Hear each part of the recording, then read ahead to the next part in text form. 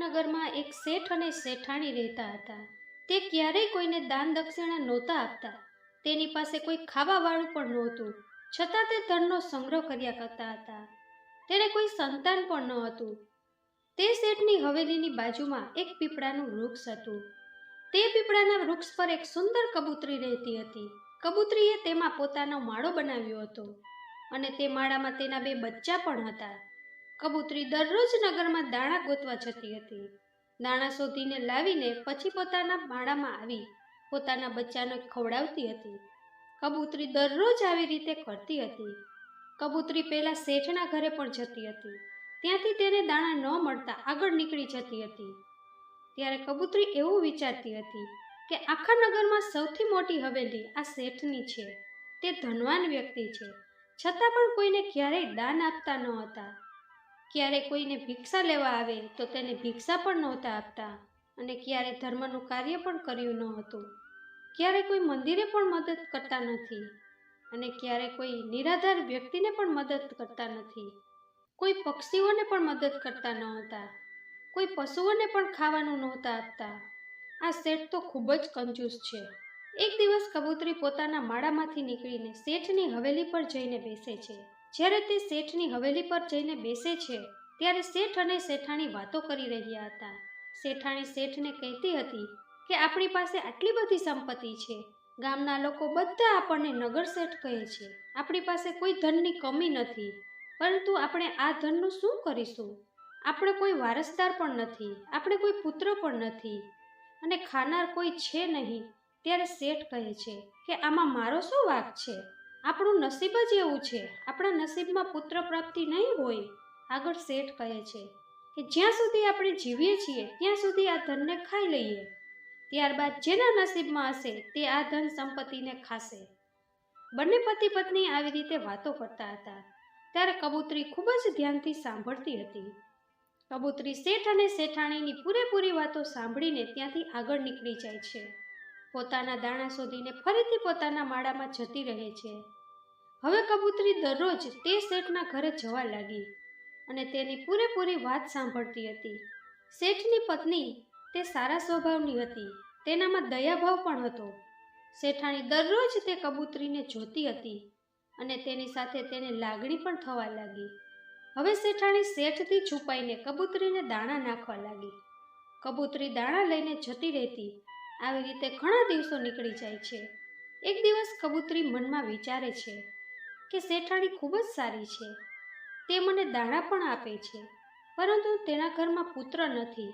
ત્યારે કબૂતરી વિચારે છે એવું શું કરવામાં આવે જેનાથી શેઠાણીના ઘરે પુત્રનો જન્મ થાય. કબૂતરી વિચાર કરે છે કે જ્યાં સુધી એક સ્ત્રી માં નથી બનતી ત્યાં સુધી તેનું જીવન નકામું છે. એક સ્ત્રીનું દુઃખ એક સ્ત્રી જ સમજી શકે છે. સ્ત્રીનું જીવન સફળ ત્યારે જ થાય છે જ્યારે તે માં બને છે. એક સ્ત્રીને સૌથી વધારે સુખ ત્યારે જ મળે છે જ્યારે તે માં બને છે. આવું વિચારીને તે કબૂતરી ખૂબ જ દુઃખી થઈ જાય છે. કબૂતરી મનમાં વિચારે છે કે આ આટલી બધી સારી શેઠાણી છે, દરરોજ મને દાણા આપે છે, એવું હું શું કરું જેથી તેના ઘરે પુત્રનો જન્મ થાય. પછી કબૂતરી વિચારે છે કે હું એવું કરું કે દેવોના દેવ મહાદેવ પાસે જાઉં, તેની પાસે જઈને આ શેઠ શેઠાણી માટે માંગણી કરું. આવું વિચારીને કબૂતરી તેના પતિ કબૂતરને કહે છે કે સાંભળો, હું થોડાક દિવસો માટે ક્યાંક જાઉં છું, તમે બચ્ચાનું ધ્યાન રાખજો અને સમય પર તેને દાણા આપજો. કબૂતરી ઉડતી ઉડતી જાય છે. રાત દિવસ એક કરે છે, ખૂબ જ મહેનત કરે છે, ભૂખી તરસી ઉડ્યા જ કરે છે અને એક દિવસ તે કૈલાસ પર્વત પર પહોંચી જાય છે, જ્યાં મહાદેવ અને માતા પાર્વતી રહે છે. જઈને કબૂતરી માતા પાર્વતીના પગમાં પડી જાય છે. જેવી તે માતા પાર્વતીના પગમાં પડે છે ત્યાં બેભાન થઈ જાય છે. માતા પાર્વતી કબૂતરીને ઉપાડે છે અને ભાનમાં લાવે છે. કબૂતરીને કહે છે કે હે પુત્રી, તું ક્યાંથી આવી છો? તું ખૂબ જ ચિંતામાં લાગે છે.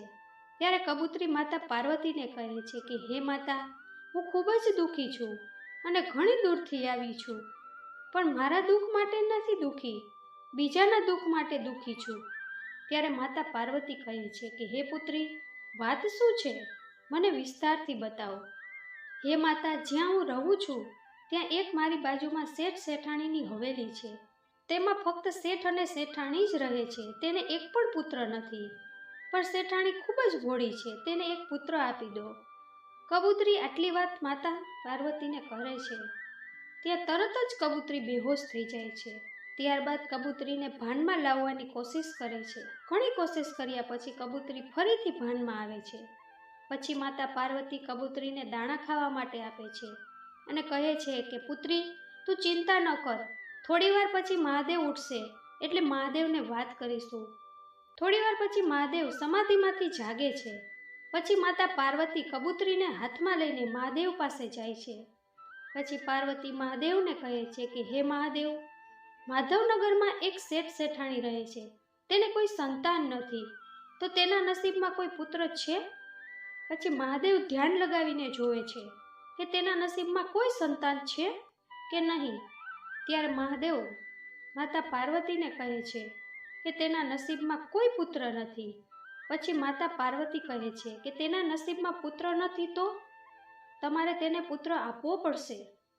તો મહાદેવ કહે છે કે હે દેવી, તું આટલી બધી જીદ કેમ કરે છે?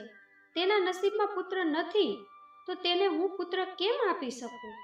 પરંતુ માતા પાર્વતી જીદ કરે છે અને કહે છે કે આ કબૂતરી ઘણી દૂરથી આવી છે. તે આશા રાખીને આવી છે કે આપણે તેની મદદ કરીશું. તે આશા રાખીને એટલે દૂરથી આવી છે, તેથી આપણે તેને ખાલી હાથે ન મોકલી શકીએ. પાર્વતીની આટલી વાત સાંભળીને મહાદેવ કહે છે કે સારું પાર્વતી, તું દરેક વખતે આટલી જીદ કેમ કરે છે? તારી બધી જીદને મારે પૂરી જ કરવી પડે છે. તો સારું, તું કહે છે તો તે શેઠ શેઠાણીને એક પુત્ર આપી દઈએ. પણ તે કબૂતરીને કહેજે કે તે શેઠ શેઠાણી દાન ધર્મ કરતા નથી, કોઈ ધર્મનું કામ કરતા નથી, કોઈ શાસ્ત્ર વાંચતા નથી, કોઈ પુરાણ વાંચતા નથી. તે નાસ્તિક લોકો છે. જો પુત્ર પ્રાપ્ત થયા પછી તેણે આ બધું કરવું જ પડશે, તો જ આપણે તેને પુત્ર આપીશું. તેને દાન ધર્મ કરવું પડશે, મંદિરમાં જવું પડશે, ભિખારીને દાન આપવું પડશે, ભગવાનની ભક્તિ પણ કરવી પડશે, ત્યારે જ તેને પુત્રની પ્રાપ્તિ થશે. ત્યારે કબૂતરી કહે છે કે હે પ્રભુ, હું મારી તરફથી પૂરેપૂરી કોશિશ કરીશ કે તે શેઠ શેઠાણી મંદિરે પણ જાય, ધર્મ કર્મ કરે, વ્રત પણ કરે, શાસ્ત્રો પણ વાંચે, દાન દક્ષિણા પણ આપે. ત્યારે મહાદેવ કહે છે કે તથાસ્તુ. પછી કબૂતરી ભોલેનાથ અને માતા પાર્વતીને પ્રણામ કરીને ત્યાંથી ચાલી જાય છે અને પોતાના માળામાં આવી જાય છે. મિત્રો, તેના 9 મહિના પછી શેઠાણીને ત્યાં એક પુત્રનો જન્મ થાય છે. શેઠ શેઠાણી પુત્રના જન્મથી ખૂબ જ ખુશ થઈ જાય છે અને બીજી બાજુ કબૂતરી પણ ખૂબ જ ખુશ થાય છે, કારણ કે તેની મહેનત સફળ થઈ ગઈ હતી. કબૂતરી વિચારે છે કે આ શેઠ આ નગરમાં ખૂબ જ ધનવાન માણસ છે, ત્યારે તે પોતાના પુત્રને ખૂબ જ સારી રીતે વસ્તુ ખવડાવશે તો તેનાથી થોડુંક તો નીચે પડશે જ, ત્યાં અમને પણ ખાવા મળશે. આવું વિચારીને કબૂતરી ખૂબ જ ખુશ થઈ જાય છે.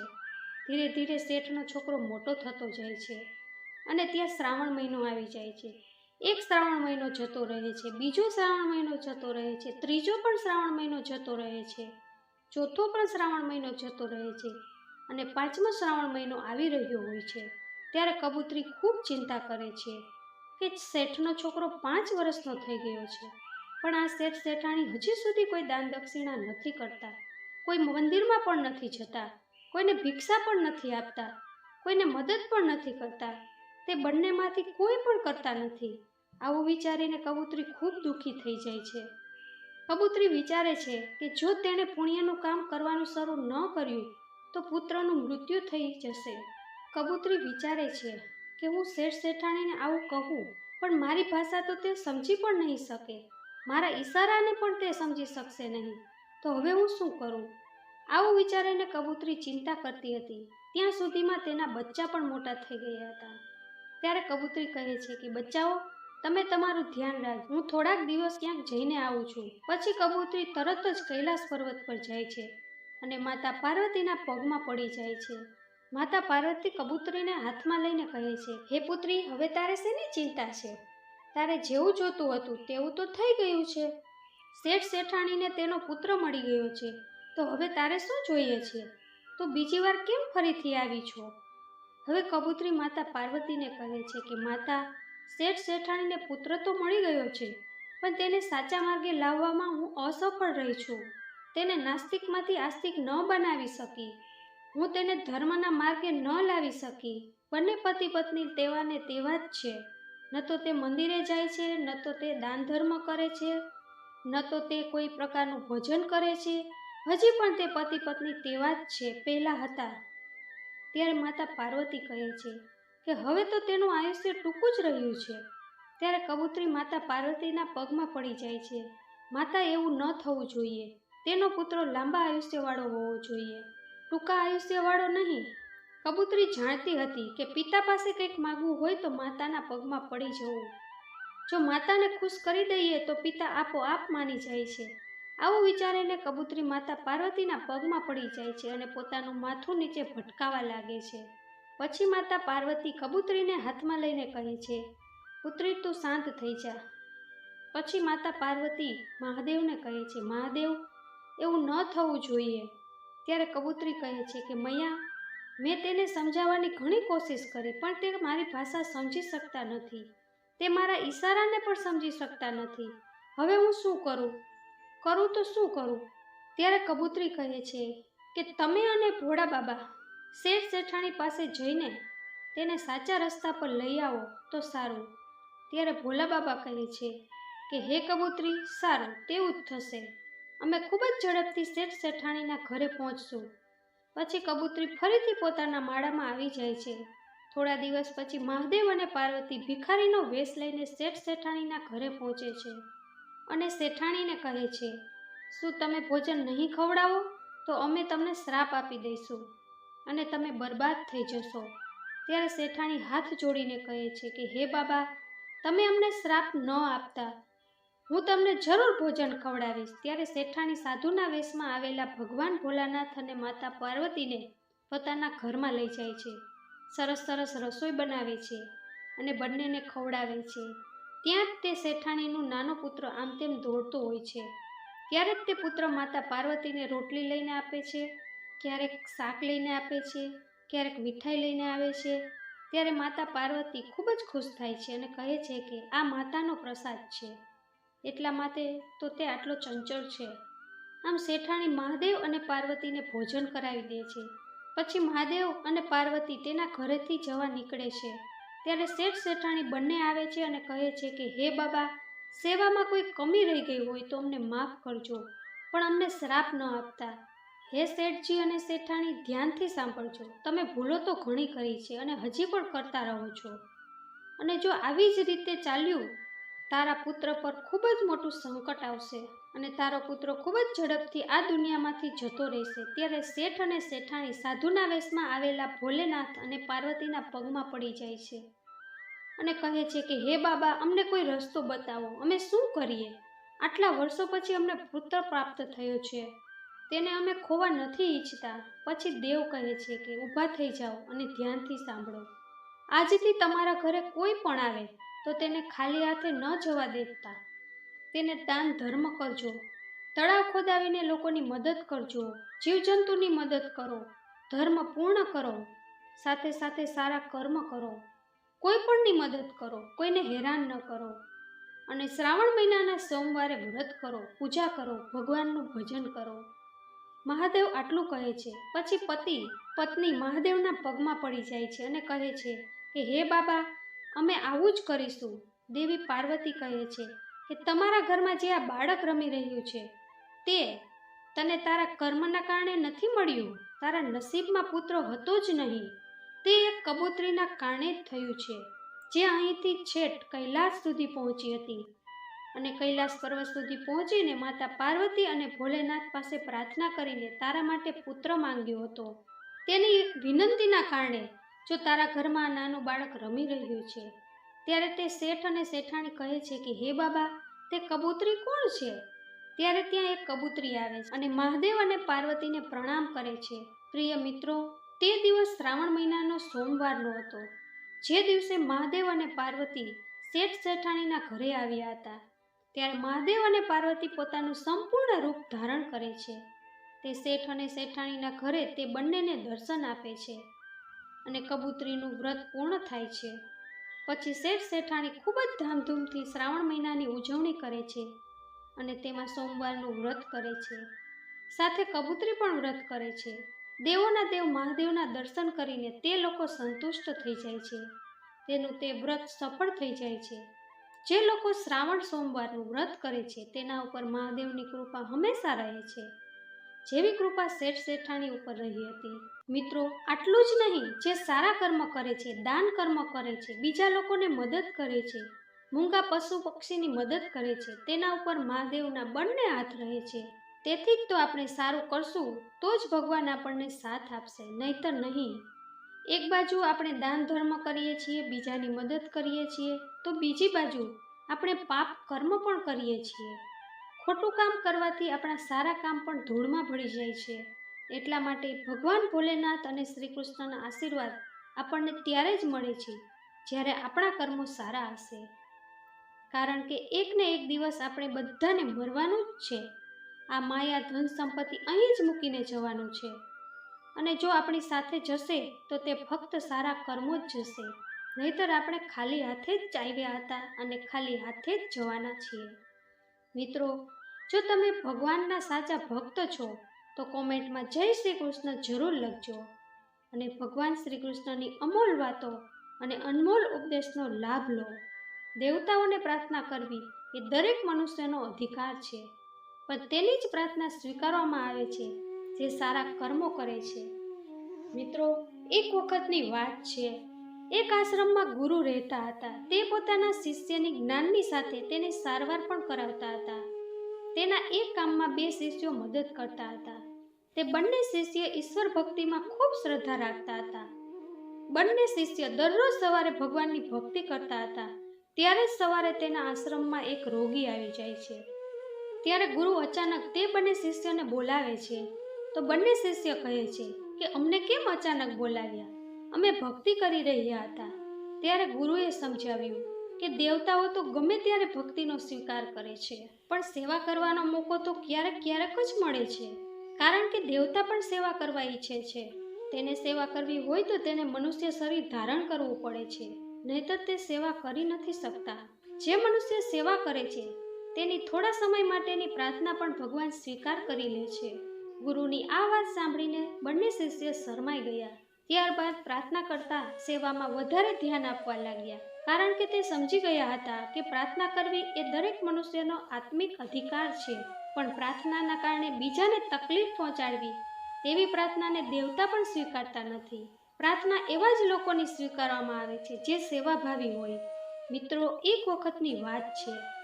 એક દિવસ પ્રાચીન સમયમાં ગાઢ જંગલ વચ્ચે સ્થિત એક આશ્રમ હતો. તે આશ્રમમાં એક વિખ્યાત ગુરુ તેમના શિષ્યો સાથે જીવનના જ્ઞાન અને શાંતિની સેવા કરતા હતા. ગુરુ અને શિષ્યોનું જીવન સત્ય, કરુણા અને સેવા ભાવનાથી પ્રેરિત હતું.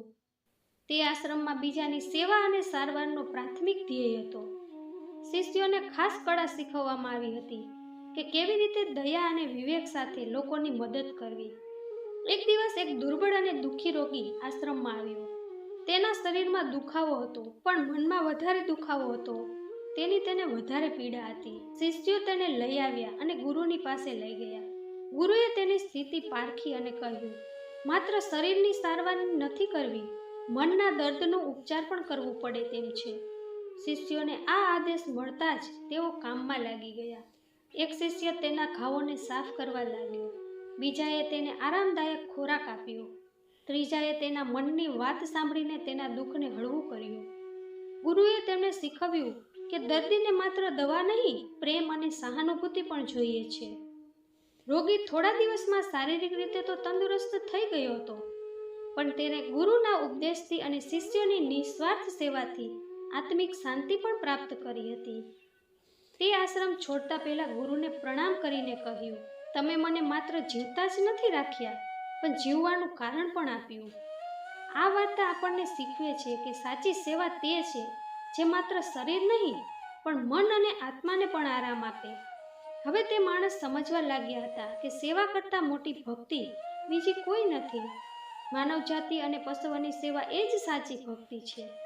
મિત્રો, એક વખતની વાત છે. એક ગામમાં નાસ્તિક શેઠ રહેતો હતો. તે ખૂબ જ ધનિક અને વિજ્ઞાનમાં માનતો હતો. પરંતુ ભગવાન કે કોઈ દેવી શક્તિમાં તેનો વિશ્વાસ ન હતો. તે હંમેશા કહેતો, આ દુનિયામાં શ્રમ અને વિજ્ઞાન જ બધું છે. ભગવાન એક મિથ્યા કલ્પના છે. શેઠના મકાનની બાજુમાં એક નાનું કુટુંબ રહેતું હતું. તેના કુટુંબમાં એક મા અને દીકરી રહેતા હતા. તે ખૂબ જ ગરીબ હતા અને તેમના ઘરમાં એક દિવસ નાની દીકરી બીમાર પડી. તે ગંભીર રીતે તાવ અને દુર્બળતાથી પીડાતી હતી. છોકરીના માતાએ ઘણી કોશિશ કરી, ડોક્ટરોને દેખાડ્યા, દવાઓ લીધી, પરંતુ કોઈ અસર થતી નહોતી. એક દિવસ છોકરીની મા આશાએ કહ્યું, હવે તો મને ભગવાન પર જ ભરોસો છે. હું મારી પુત્રી માટે રાત્રે પૂજા કરીશ. તે રાતે માતાને દીવો પ્રગટાવી અને પોતાના ભગવાનની મૂર્તિ સામે પ્રાર્થના કરી. શેઠને આ ખબર પડતા તેણે ઉદાસીનતાથી હસીને કહ્યું, પ્રાર્થનાથી કંઈ ન થાય, વિજ્ઞાન જ સાચું છે. જો તે સાજી થઈ જશે તો માત્ર દવાનું જ કામ હશે. અચાનક ચમત્કાર થયો. નાની છોકરીની તબિયત તરત જ સુધરવા લાગી. એક દિવસે તે ખુશમિજાજમાં ઘરની બહાર રમતી જોવા મળી. આસપાસના બધા લોકો આઘાતમાં હતા. ગામના લોકો કહેવા લાગ્યા કે આ દેવી શક્તિનું કામ છે. શેઠ આ ચમત્કાર જોઈને કંઈ સમજી શક્યા નહીં. તે બધી બાબતો વૈજ્ઞાનિક દ્રષ્ટિકોણથી જોતા હતા, પણ આ ઘટનાએ તેને વિચલિત કરી દીધા. તેણે છોકરીની માતાને પૂછ્યું, તમે શું ખાસ કર્યું કે એ સાજી થઈ ગઈ? માતાએ ભલાઈપૂર્વક જવાબ આપ્યો, મેં માત્ર શ્રદ્ધાથી ભગવાનને પ્રાર્થના કરી. ડોક્ટરો અને દવાઓએ તો અમને મૂક્યા, પરંતુ ભરોસાએ નહીં. આ ઘટના પછી શેઠ ધીરે ધીરે પોતાની વિચારસરણીઓ બદલવા લાગ્યા. તે આ વાત માની ગયો કે જીવનમાં વિજ્ઞાન જરૂર કામ આવે છે, પરંતુ કેટલીક શક્તિઓ એ માનવ સમજી ન શકે એવી છે. આ ઘટના પછી શેઠના જીવનમાં શ્રદ્ધાનો પ્રવેશ થયો. તે ભગવાન પર વિશ્વાસ કરવા લાગ્યો અને પોતાની સંપત્તિનો એક ભાગ ગરીબોની સેવા માટે ખર્ચવા લાગ્યો. તે હવે માનતો હતો કે વિશ્વમાં કંઈક એવી શક્તિ છે જે વિશ્વનું સંચાલન કરે છે. હવે શેઠ સમજવા લાગ્યા હતા કે સેવાની સાથે શક્તિ બીજી કોઈ નથી, આ જ શક્તિ છે. માનવ જાતિ અને પશુઓની સેવા એ જ સાચી ભક્તિ છે. જો ભગવાનની ભક્તિ કરવા ઈચ્છતા હોય તો સેવા કરો, તે જ સાચી ભક્તિ છે. જે લોકો લાચાર છે, બેસહારા છે, તેની જરૂર મદદ કરો, કારણ કે ભગવાન તેવા જ લોકોની આસપાસ રહેતા હોય છે. જો ભગવાનની કૃપા ઈચ્છા હોય તો માનવ સેવાનો રસ્તો અપનાવી લો. કહેવાય છે કે સંતોના ચરણોમાં ભગવાનનો વાસ હોય છે. માનવ માત્રની સેવા એ જ સૌથી મોટી સેવા છે. ગાયો માટે જેટલી સેવા કરશો તેનાથી કેટલા ગણું ભગવાન પાસેથી મળે છે. કહેવામાં આવે છે કે એ બધા જીવોમાં પવિત્ર યોનિ ગાયની હોય છે. ત્યારબાદ મનુષ્ય યોનિનો જન્મ થાય છે. એક વારની વાત છે, એક ગામમાં બે ભાઈઓ રાજુ અને મણુ એક સાથે રહેતા હતા. મોટો ભાઈ રાજુ હંમેશા નાના ભાઈ મણુની મદદ કરવા તૈયાર રહેતો. એક વખત મણુએ રાજુ પાસે પોતાના વ્યવસાય માટે પૈસા ઉધાર માંગ્યા. રાજુએ 3 લાખ રૂપિયા મણુને ઉધાર આપ્યા અને કહ્યું, જ્યારે તારી સ્થિતિ સારી થાય ત્યારે પરત આપી દેજે. મણુના વ્યવસાયમાં ખૂબ જ પ્રગતિ થવા લાગી, પણ તેણે પૈસા પરત ન આપ્યા. સમય જતાં તેઓ વચ્ચે અણબનાવ થવા લાગ્યો. રાજુને લાગ્યું કે મણુ આભારી નથી અને મણુને લાગ્યું કે રાજુ તેના પર વિશ્વાસ નથી કરતો. આ વાત વધતી ગઈ અને બંનેએ એકબીજા સાથે બોલવાનું બંધ કરી દીધું. એક દિવસ રાજુ પોતાના દુઃખ સાથે ગામના એક જાણીતા સંત મહારાજ પાસે ગયો. તેણે આખી ઘટનાની વાત ગુરુજીને કરી. રાજુ આશા રાખતો હતો કે ગુરુજી મણુની ભૂલને દોષિત ઠેરાવશે, પરંતુ ગુરુજીએ સાંભળ્યા બાદ મૌન રહ્યા. પછી હસતા કહ્યું, રાજુ, ભાઈને માફ કરી દો. રાજુ આશ્ચર્યચકિત થઈ ગયો અને પૂછ્યું, મહારાજ, મેં મારી મહેનતની કમાણી એને આપી હતી, તેણે પરત નથી કરી અને હવે માફી પણ હું જ માગું? ત્યારે ગુરુજી બોલ્યા, રાજુ, તે મણુનું અપમાન કર્યું છે, તેની નિંદા કરી છે, તેના વિશે મનમાં ખરાબ વિચારો કર્યા છે. તે તારી પહેલી ભૂલ છે.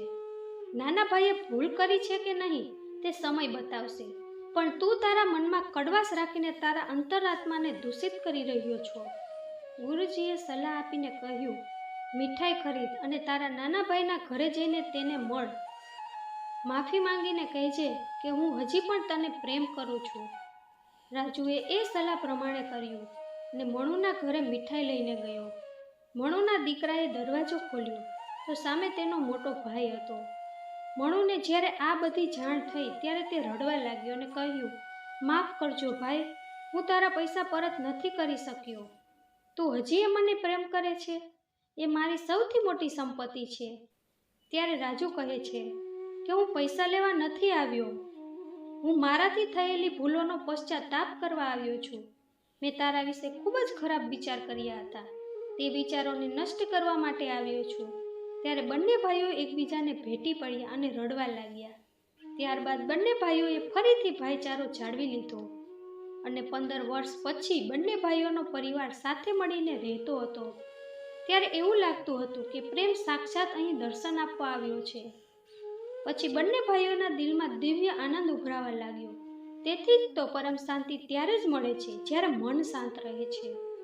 જે આ બંને ભાઈઓને મળી સંબંધ પૈસા કરતાં વિશેષ છે. ક્ષમાશીલતા અને પ્રેમથી જીવનમાં હંમેશા શાંતિ જળવાય છે. સ્વર્ગ અને નરક કોઈ સ્થાન નથી, પણ મનુષ્યના મનનો દ્રષ્ટિકોણ છે. જ્યારે મનમાં તણાવ, ચિંતા જેવા દુર્ગુણો આવી જાય છે ત્યારે તેને દુનિયામાં બધે જ અશાંતિ, પીડા, દુઃખ, દર્દ જેવા તત્વો દેખાય છે. પણ તેની જગ્યાએ જો સાત્વિક મન હશે તો તેને આ બધું સાત્વિક જ દેખાય છે. જો તમે ધ્યાન આપો તો સવારે તમારા મનમાં તે જ વિચાર આવે છે જે રાત્રે તમે સૂતા વખતે છેલ્લી ઘડીએ કર્યો હોય છે. આમ તમારું મન ઘણા વિચારોથી ઘેરાઈને રહેતું હોય છે. તેથી જ તો મૃત્યુ સમયે તમને નારાયણ નામ યાદ આવતું નથી. એટલા માટે જ પૂર્વજો કહેતા હતા કે સૂતા પહેલાં ભગવાનનું નામ લઈને સૂવું, જેથી જ્યારે ઉઠી ત્યારે સવારે પહેલાં ભગવાન જ આપણને યાદ આવે અને મૃત્યુ સમયે પણ તે યાદ આવી શકે. જમતા હોય ત્યારે, નહાતા હોય ત્યારે, બહાર જતા હોય ત્યારે ભગવાનને યાદ કરો અને તેને ધન્યવાદ આપો. આપણું મન કોઈને કોઈ પ્રકારના વિચારથી ઘેરાયેલું હોય છે. તમને મળેલા ભોજન માટે કંઈક નવું કામ શરૂ કરતા પહેલાં ભગવાનને જરૂર યાદ કરો. સારી શરૂઆત કરતા હોય ત્યારે પણ ભગવાનને યાદ કરો. પ્રાચીન સમયના લોકો ખૂબ જ જ્ઞાની હતા. તેને એક પ્રથા બનાવી દીધી હતી. એટલા માટે જ્યારે કોઈ એક નવી દુકાન ખોલે ત્યારે પહેલું કામ તે જો કરવાનું હોય તો તે હતું ભગવાનનું સ્મરણ. આપણે બધા એ જ કરીએ છીએ કે નહીં? આજે પણ કરીએ છીએ. દરેક વ્યક્તિ પ્રાર્થના કરે છે કે ભલે તે બાળકો હોય, મોટા હોય અથવા ઘરડા હોય, તે ભયના કારણે આવું કરે છે. હું કહું છું કે ભયના કારણે નહીં, પણ પ્રેમ ભાવથી પ્રાર્થના કરીએ, ઊંડા આભારના ભાવથી. જ્યારે તમે પ્રેમ અને વિશ્વાસની સાથે પ્રાર્થના કરો છો ત્યારે તમે ખુશ થાવ છો. કોઈ નવું કામ કરતા પહેલા ભગવાનના સ્મરણ કરવામાં મુશ્કેલી શું છે? તમે ભગવાનનું સ્મરણ કોઈ પણ નામ જપથી કરી શકો છો. એક કલિયુગમાં ખૂબ જ સરસ સાધન છે જેને કરી લેવાથી આ જીવ બધા પાપોમાંથી મુક્ત થઈ શકે છે. તે ઉપાય છે નિરંતર ભગવાનનું સ્મરણ કરવું, તેનું નામ લેવું. કારણ કે અજામિલ જેવા પાપીએ પણ ભગવાનનું નામ લઈને તેમાં મન લગાવીને પોતાનું કલ્યાણ કર્યું હતું. શ્રીમદ ભાગવતમાં વર્ણન કરવામાં આવ્યું છે કે એકવાર યમરાજે પોતાના દૂતને કહ્યું કે યમદૂત, તું મૃત્યુલોકમાં એવા નરનારીઓને લાવજે કે જે ભગવાનનું નામ ન લેતા હોય, ભગવાનના ચરણોમાં પ્રણામ ન કરતા હોય, અને જે નરનારી સતત ભગવાનનું નામ સ્મરણ કરતા હોય તે નરનારીએ ગમે તેટલું મોટું પાપ કેમ ન કર્યું હોય તેને યમપુરીમાં ન લાવવા. કારણ કે ભગવાનના નામમાં એટલી શક્તિ છે કે મહાનમાં મહાન પાપ એક જ ક્ષણમાં નષ્ટ થઈ જાય છે. ફક્ત પ્રહલાદની રક્ષા માટે ભગવાને નરસિંહ અવતાર ધારણ કર્યો હતો. હિરણ્યકશ્યપથી પ્રહલાદના પ્રાણોની રક્ષા કરી હતી. મિત્રો, તમને બતાવી દઉં કે દેવતાઓના નામને સિદ્ધ કરવા માટે ભગવાને મોહિની અવતાર લઈને દેવતાઓનું અમૃતથી રક્ષણ કર્યું હતું. જીવનમાં પરમાત્મા કેટલી વાર અલગ અલગ રૂપમાં આપણી સામે આવે છે, પરંતુ આપણે તેને ઓળખી શકતા નથી.